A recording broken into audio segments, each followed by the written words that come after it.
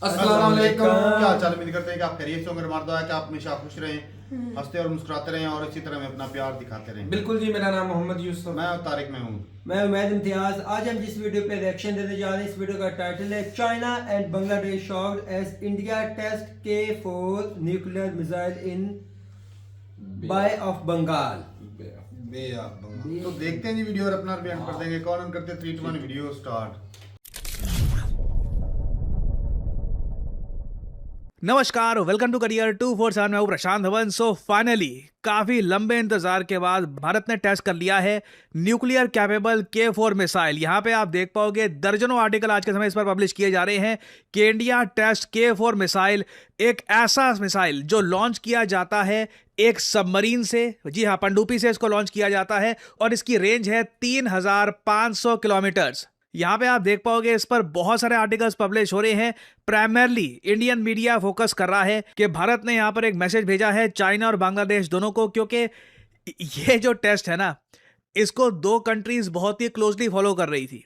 एक देश बिल्कुल यहां पे चाइना है और दूसरा कंट्री है बांग्लादेश। अगर मैं आपको मैप में दिखाऊं तो ये आपके सामने है वर्ल्ड मैप। अगर मैं थोड़ा सा यहाँ पे जूम इन करूं तो इधर आप देख पाओगे ये है बे ऑफ बंगाल, और जो ये यहाँ पे ट्रायंगल आपको दिख रहा है ना, ये आप मान के चल लीजिए यहाँ पे वो सबमरीन है जिससे कल को हम ये मिसाइल लॉन्च कर सकते हैं।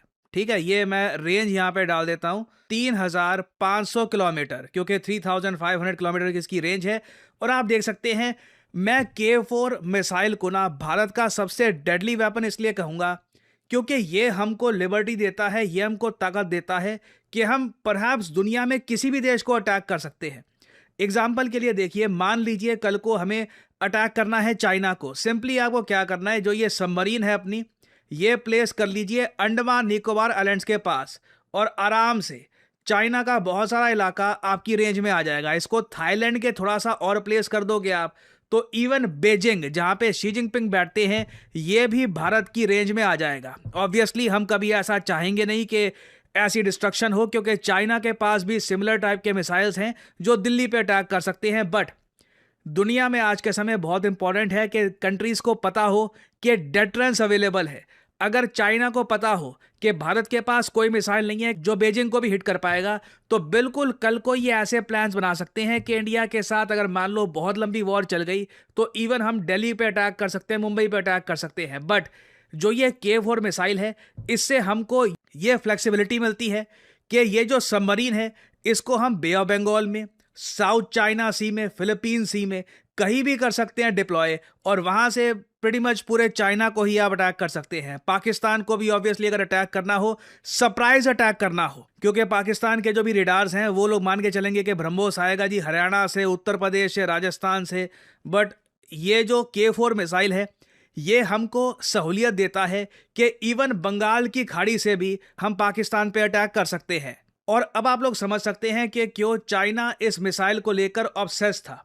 पिछले कई हफ्तों से क्या किया चाइना ने कि इंडियन ओशन रीजन में, ये जो पूरा रीजन है इंडियन ओशन का, यहाँ पे अपनी स्पाई शिप्स डिप्लॉय कर दी थी। चाइना कहता है ये रिसर्च शिप्स हैं, बट एवरीवन नोज ये स्पाई शिप्स हैं। और भारत ने काफ़ी बार क्या किया कि नोटम इशू किया, नोटिस टू एयरमैन इशू किया कि जी मिसाइल टेस्ट करने वाले हैं, कुछ करने वाले हैं, नोटम इशू करके कैंसिल कर दिया, नोटम इशू करके कैंसिल कर दिया। ये कई बार चलता रहा। लिटरली इस पर आर्टिकल्स पब्लिश हुए कि India China playing cat and mouse games in the bay of Bengal. Bengal की खाड़ी में लिटरली कैट एंड माउस का ये गेम चल रहा था। और बताया ये जाता है कि बांग्लादेश भी क्लोजली मॉनिटर कर रहा था कि यहां पर हो क्या रहा है। बट फाइनली अब जो ये टेस्ट हुआ है, इससे एक बार भारत ने प्रूव कर दी है कि भारत का न्यूक्लियर ट्रायड अभी भी फुल एक्टिवेशन मोड में है। हम लोग किसी भी कंट्री पे अटैक कर सकते हैं न्यूक्लियर वेपन से अगर जरूरत आन पड़ी। और ये अटैक हो सकता है एक फाइटर जेट से, जमीन से ये अटैक हो सकता है, लैंड टू लैंड अटैक हो सकता है, और इवन ओशन से भी, इंडियन ओशन या फिर पैसिफिक ओशन से भी हम किसी भी कंट्री को अटैक करने की क्षमता अपने पास रखते हैं। और अगेन ऐसा नहीं है कि भारत अकेला देश है जिसके पास ऐसे मिसाइल हैं कि जो सबमरीन से लॉन्च हो जाते हैं। सिमिलर टाइप के मिसाइल्स आज के समय टोटल 6 देशों के पास हैं। यहाँ पे आप देख पाओगे जो सभी कंट्रीज आपको दिख रहे हैं, इनके पास सबमरीन लॉन्च बैलिस्टिक मिसाइल्स हैं जिनकी रेंज 3000 किलोमीटर से ऊपर की है। चाइना के पास है JL-2 मिसाइल 7000 किलोमीटर की रेंज वाला, तो मतलब भारत से इनकी जो रेंज है डबल है। नाउ ये एक ऐसा टारगेट है जिसको हम अचीव करना चाहेंगे इवेंचुअली, क्योंकि देखिए सबमरीन से जो भी मिसाइल लॉन्च होते हैं ज़्यादातर आप देखोगे इनकी रेंज ऑन एन एवरेज 8 से लेकर 9,000 किलोमीटर के आसपास रहती है। भारत का मिसाइल इवन दो ठीक है हमने खुद डेवलप किया है, we are proud of it, compare to the rest of the world, बाकी दुनिया से कंपेयर करें तो हमारे मिसाइल की रेंज काफ़ी कम है। रशिया में आप अगर देखो तो इनके पास बुलावा मिसाइल है और बिल्कुल 10,000 किलोमीटर की रेंज है इस मिसाइल की। यूएसए का ट्राइडेंट 2 मिसाइल है, इसकी रेंज बताया जाता है कि 12,000 किलोमीटर की है। फ्रांस के पास है M51 मिसाइल, इसकी रेंज है 8,000 किलोमीटर। यूके भी ट्राइडेंट 2 मिसाइल यूज करता है, इसकी रेंज भी ऑब्वियसली 12,000 किलोमीटर है। बट मुझको बोलना पड़ेगा इवन दो बाकी कंट्रीज के कंपैरिजन में K4 submarine launch ballistic missile थोड़ा सा कम रेंज का है, but at the same time जो हमारे डिफेंस की नीड्स हैं ये इससे काफ़ी हद तक पूरी हो जाती है। क्योंकि आप इमेजिन करके देखिए, एक सबमरीन है, उस सबमरीन में ना हमारे पास 4 ऐसे मिसाइल्स हैं, 1 नहीं 2 नहीं 4 मिसाइल्स। भारत के पास अभी के लिए 2 ऐसी सबमरीन्स हैं इस टाइप के मिसाइल्स लॉन्च कर सकती हैं। एक तो है INS अरिहंत, दूसरी है INS अरिघाट। INS अरिघाट से जो ये K4 मिसाइल है, जो अभी भी आप कह लीजिए डेवलपमेंटल स्टेज में ही है, इसको हम काफ़ी टेस्ट कर रहे हैं, लगातार इसका जो प्रशिक्षण है ये किया जा रहा है। ऐसी ये जो 2 सबमरीन्स हैं इनमें K4 जैसे 4 मिसाइल्स हम रख सकते हैं, या फिर K15 सागरिका मिसाइल जिसकी रेंज रिलेटिवली काफ़ी कम है 750 किलोमीटर, ऐसे करीब 12 मिसाइल्स हम रख सकते हैं। टू बी ऑनेस्ट, अगर भारत ये दोनों सबमरीन्स कभी लॉन्च कर दे, मान लो किसी दिन बहुत ही ज़्यादा एक कयामत का दिन आ गया, ठीक है, बहुत ज़रा आज के समय जियोपॉलिटिकल टेंशन बहुत बढ़ गई, उस केस में हमको कुछ नहीं करना, ये दोनों submarines INS Arihant INS Arighat ये लॉन्च कर देनी है। दोनों में टोटल 8 K4 मिसाइल्स होंगे, ये न्यूक्लियर कैपेबल मिसाइल्स हैं, तो मतलब किसी भी देश को जब ये टारगेट करेंगे टोटल 8 न्यूक्लियर मिसाइल्स वहां पर गिरेंगे। प्रीटी मच उस देश के सारे ही जो बड़े शहर हैं जहां पे बड़ी आबादी है ये डिस्ट्रॉय हो जाएंगे। ऑब्वियसली ये हम कभी चाहेंगे नहीं यूज हो, this is only for deterrence. ये बस हमारे एनिमी कंट्रीज को बताने के लिए है कि आप कभी भी अगर भारत के अगेंस्ट लॉन्ग टर्म वॉरफेयर का सोचते हैं तो याद रखिएगा K4 मिसाइल है, K15 मिसाइल है, और ये मिसाइल कहाँ से लॉन्च होंगे, कब लॉन्च होंगे, ये डिटेक्ट नहीं कर पाओगे। यहाँ पे S-400 S-500 भी काफ़ी हद तक फेल है, क्योंकि आपको जब पता ही नहीं है कि ये मिसाइल क्या अब साउथ चाइना सी से लॉन्च होगा, इंडियन ओशन से लॉन्च होगा, बे ऑफ बंगाल से लॉन्च होगा, कहाँ से लॉन्च होगा, there is not much you can do. Now Bharat के लिए यहाँ पर एक बहुत ही बड़ा डिप्लोमेसी का टेस्ट ये भी होगा कि बांग्लादेश को क्या हम समझा पाएंगे कि पाकिस्तान से small range ballistic missiles purchase ना करे। क्योंकि बांग्लादेश की जो आर्मी है इसने आज से कुछ महीने पहले इवेल्युएट करने शुरू कर दिए थे पाकिस्तानी SRBMs। इस पर बांग्लादेश के कई न्यूज़ आउटलेट्स ने आर्टिकल्स पब्लिश किए थे कि Bangladesh army evaluates Pakistani SRBM। अगर ये हो जाता है, क्योंकि ऑलरेडी आप अगर देखोगे पाकिस्तान के जो यूथ विंग के लीडर हैं वो तो सब कह रहे हैं कि जी बांग्लादेश के साथ कर लो एक डिफेंस पैक्ट साइन कर लो, जैसे सऊदी अरेबिया के साथ किया था, पाकिस्तानी मिसाइल्स रक्षा करेंगे बांग्लादेश की। तो ये सब अपनी जगह है, मेरा मेन फोकस इस चीज़ को लेकर है कि बांग्लादेश खरीदेगा क्या क्या। ऑलरेडी यहाँ पे बात चल रही है कि जी ये फाइटर जेट्स लेंगे, यूरो फाइटर टाइफून में इनका इंटरेस्ट है, Pakistani small range ballistic missiles ये परचेज कर सकते हैं जिसकी रेंज 400 किलोमीटर के आसपास की होगी, जो इंडिया के नॉर्थ ईस्ट और परहैप्स वेस्ट बंगाल और वेरियस और जो हमारी स्टेट्स हैं वहाँ पे काफ़ी डैमेज कर सकता है अगर ऑब्वियसली हम एयर डिफेंस सिस्टम का यूज़ ना करें।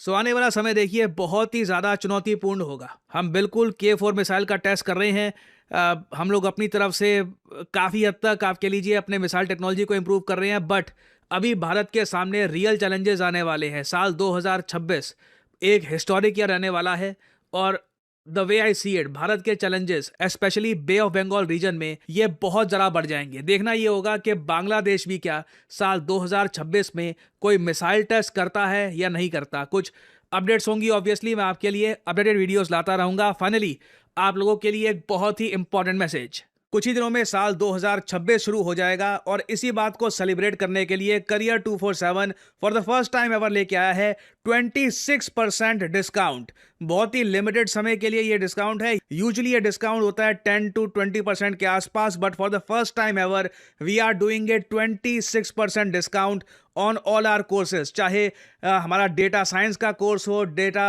एनालिटिक्स का कोर्स हो, डिजिटल मार्केटिंग, जनरेटिव एआई, सभी कोर्सेज पर सीधा 26% डिस्काउंट आपको मिलेगा।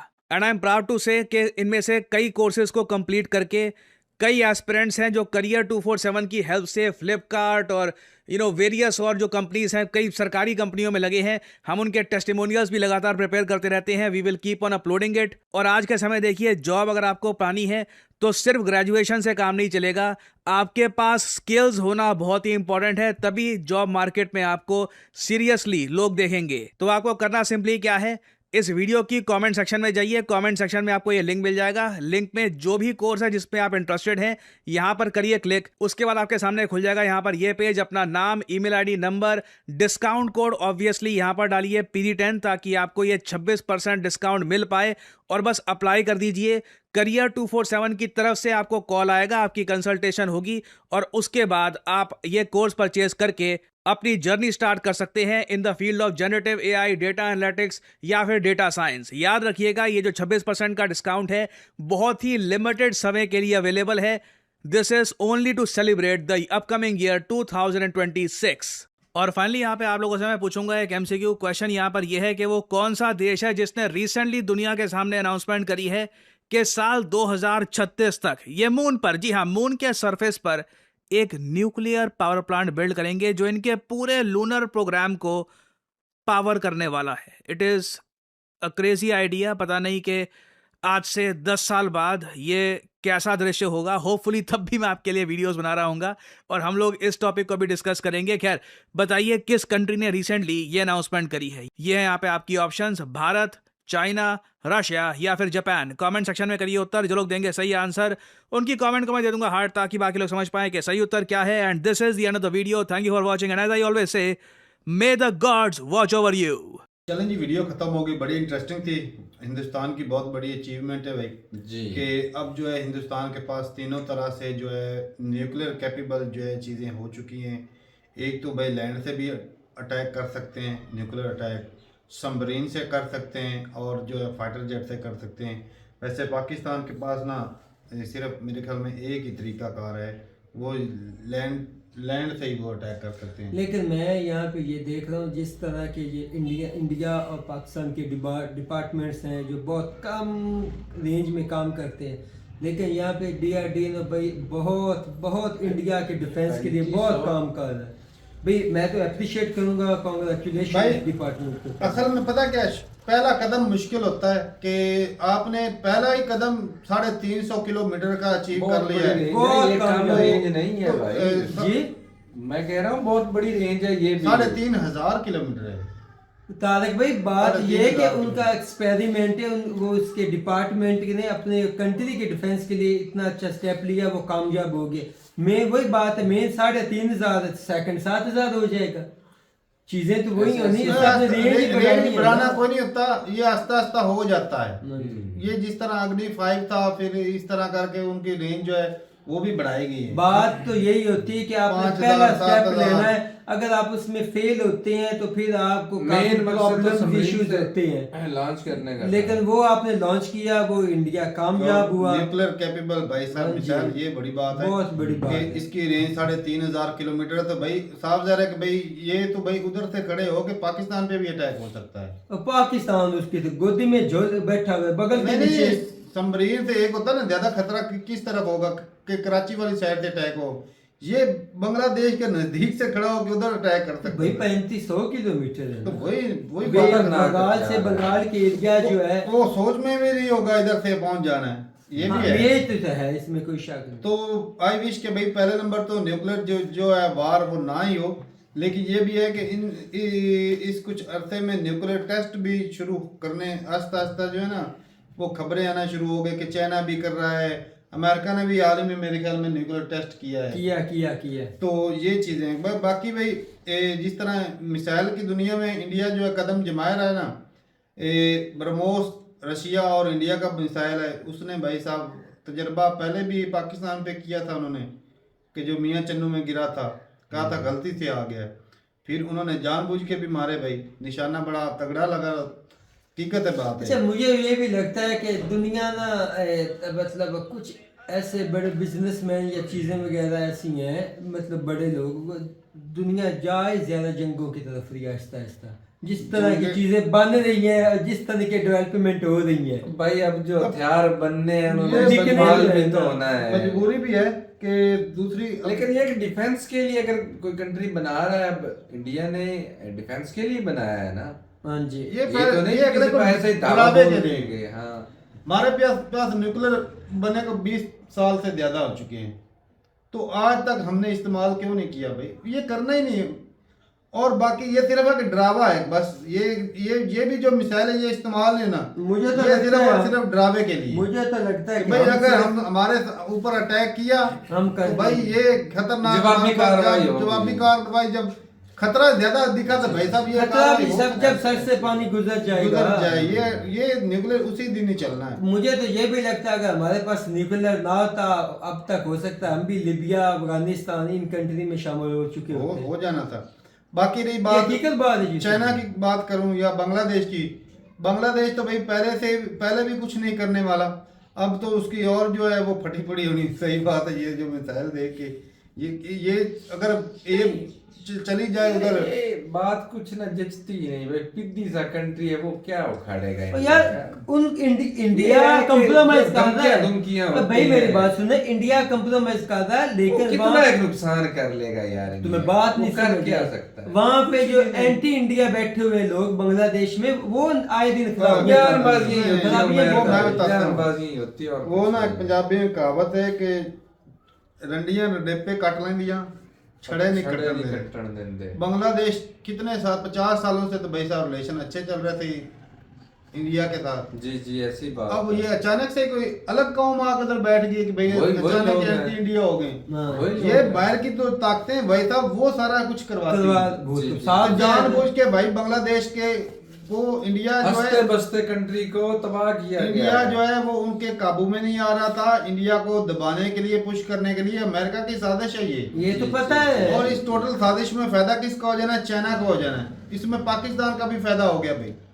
फायदा ये है कि भाई पाकिस्तान के हथियार बिकेंगे उधर, रिलेशन ट्रेड अच्छे होगा, होगा, चाइना वहाँ पे आके बैठ जाएगा। चाइना का भी फायदा हो गया भाई, वो इंडिया के और ऊपर आके बैठ जाएगा। लेकिन ये कि भाई मुद्दा ये है कि भाई इंडिया और चाइना अगर रिलेशन अच्छे कर लेते हैं तो इन हथियारों को यकीन माने जरूरत पड़नी ही नहीं है। हाँ जी। लेकिन जो बना रहे हैं उन्होंने बेचने तो कौन है सा ना। अमेरिका और यूरोप पर इंडिया ने अटैक करना कोई है, नहीं कोई नहीं करना भाई। जी। तो ये अगर अपने डिप्लोमेसी से अगर रिलेशन अच्छे कर लेते हैं तो इन हथियारों की जरूरत ही नहीं पड़नी। लेकिन डिफेंस के लिए डिफेंस के लिए जरूरत है भाई। जी। अगर आपके पास ये है तो भाई साहब अगर कल को कोई अटैक करेगा तो उसको ये नहीं पता होगा कि भाई डर तो उसको डर भी लगा डर रहेगा उसको ना। लगना है भाई साहब कि कहीं से भी अटैक आ सकता है, जी। आसमान से आ सकता है भाई साहब, समंदर से आ सकता है। लेकिन ये इंडिया की एक बहुत बड़ी कामयाबी, मैं बहुत बड़ी वो कामयाबी समझता हकीकत है भाई, इसमें कोई कोई तो शक राय नहीं। नहीं। आज भी हमारे पास ये सहूलत मौजूद नहीं है जो इंडिया ने भाई साहब खुद अचीव की है। बहुत- सबसे बड़ी बात है कि खुद डिवेलप हाँ। ये इसीलिए तो मैं कह रहा हूँ। चलन जी सही है, अपनी राय जरूर बताइएगा कमेंट सेक्शन में। बाकी बात रही रेंज की, तो रेंज भाई साहब जो है वो बढ़ाई जा सकती है। तो ठीक है, मिलते नहीं वीडियो के साथ, तब तक के लिए इजाजत दें। अल्लाह अल्लाह हाफिज।